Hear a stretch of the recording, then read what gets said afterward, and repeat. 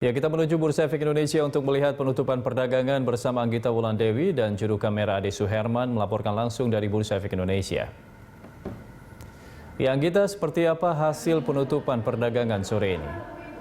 Ya, Andra, untuk melihat posisi IHSG di penutupan perdagangan sesi terakhir saat ini kita langsung melihat ke papan bursa. Untuk perdagangan hari ini, IHSG ditutup di zona merah pada level 5.612,42 dengan pelemahan 2,96% atau 170,92 basis poin.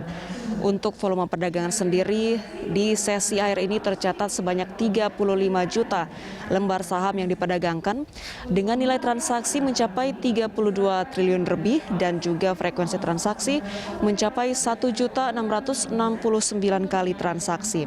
Sepanjang perdagangan hari ini, IHSG menyentuh level atau rentang tertingginya di posisi 5.798 dan rentang terendah di posisi 5.563.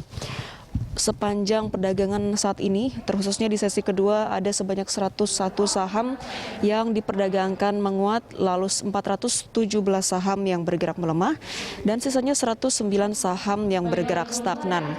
Di perdagangan hari ini, hampir semua sektor mengalami pelemahan, terkecuali dari sektor agrikultur, di mana saham yang diperdagangkan di sektor agrikultur mengalami penguatan 1,91%.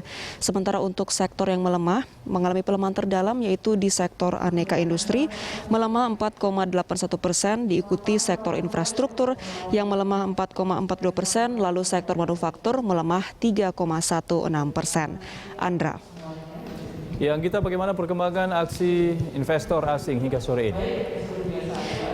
Ya, investor asing hari ini tercatat melakukan aksi jual besar-besaran, di mana saham yang paling banyak dijual adalah saham Big Caps, yaitu diantaranya adalah saham Telekomunikasi Indonesia dengan kode dagang TLKM yang terkoreksi 4,91%, kemudian saham PT Indofood CBP Sukses Makmur dengan kode dagang ICBP turun 5,42%, lalu saham PT Bank Rakyat Indonesia yang tercatat turun 4,22%, disusul oleh saham PT HM Sampurna tercatat turun 3,75%. Investor asing sendiri melakukan aksi jual bersih besar-besaran sebanyak 2 triliun lebih di pasar reguler, lalu tercatat sebesar 2,48 triliun di semua pasar, yaitu pasar reguler, pasar tunai, dan juga pasar negosiasi. Demikian, Andra.